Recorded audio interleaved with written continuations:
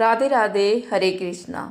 वाल्मीकि रामायण में सीता माता द्वारा पिंडदान देकर राजा दशरथ की आत्मा को मोक्ष मिलने का संदर्भ आता है। वनवास के दौरान भगवान राम, लक्ष्मण और माता सीता पितृपक्ष के वक्त श्राद्ध करने के लिए गया धाम पहुँचे।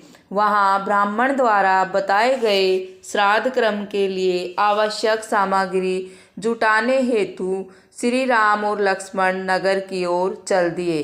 ब्राह्मण देव ने माता सीता से आग्रह किया कि पिंडदान का समय निकला जा रहा है। यह सुनकर सीता जी की व्याकुलता भी बढ़ती जा रही थी, क्योंकि श्री राम और लक्ष्मण अभी नहीं लौटे थे। इसी उपरांत दशरथ जी की आत्मा ने उन्हें आभास कराया कि पिंडदान का वक्त बीता जा रहा है। यह जानकर माता सीता असमंजस में पड़ गई। तब माता सीता ने समय के महत्व को समझते हुए यह निर्णय लिया कि वह स्वयं अपने ससुर राजा दशरथ का पिंडदान करेगी। उन्होंने फल्गु नदी के साथ साथ वहां उपस्थित वट वृक्ष को व तुलसी, ब्राह्मण और गाय को साक्षी मानकर राजा दशरथ का पिंडदान पूरी विधि विधान के साथ किया। इस क्रिया के उपरांत जैसे ही उन्होंने हाथ जोड़कर प्रार्थना की तो राजा दशरथ ने माता सीता का पिंडदान स्वीकार किया। माता सीता को इस बात से प्रफुल्लित हुई कि उनकी पूजा दशरथ जी ने स्वीकार कर ली है, पर वह यह भी जानती थी कि प्रभु राम इस बात को नहीं मानेंगे, क्योंकि पिंडदान पुत्र के बिना नहीं हो सकता।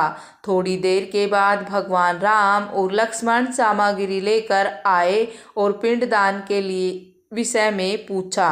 तब माता सीता ने कहा कि समय निकल जाने के कारण मैंने स्वयं पिंडदान कर दिया।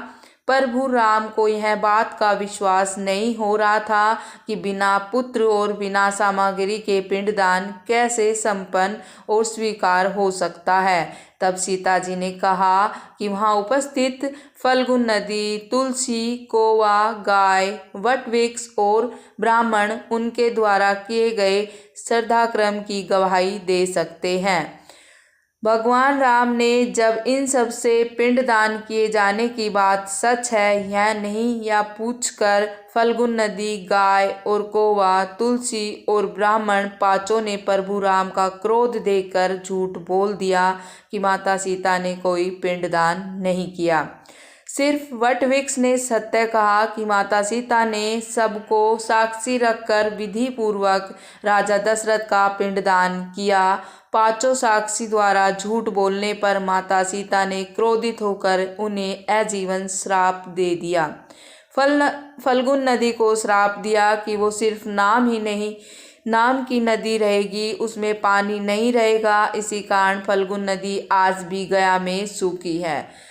गया की गाय को श्राप दिया कि गाय पूजनीय होकर भी सिर्फ उसके पिछले हिस्से की पूजा की जाएगी और गाय को खाने के लिए दर बदर भटकना पड़ेगा। आज भी हिंदू धर्म में गाय के सिर्फ पिछले हिस्से की पूजा की जाती है।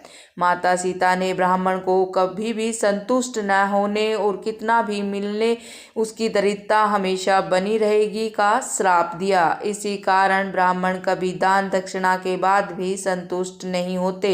सीता जी ने तुलसी को श्राप दिया कि वह कभी भी गया की मिट्टी में नहीं उगेगी। यह आज तक सत्य है कि गया की मिट्टी में तुलसी नहीं फलती। और कौवे को हमेशा लड़ झगड़ कर खाने का श्राप दिया था। अंत कौवा आज भी खाना अकेले नहीं खाता है। सीता माता द्वारा दिए गए इन श्रापों का प्रभाव आज भी इन पांचों में देखा जा सकता है। जहाँ इन पांचों को श्राप मिला वहीं सच बोलने पर माता सीता ने वट वृक्ष को आशीर्वाद दिया कि उसे लंबी आयु प्राप्त होगी और वह दूसरों को छाया प्रदान करेगा तथा पवित्र स्त्री उनका स्मरण करके अपने पति की दीर्घायु की कामना करेगी। जय सिया राम।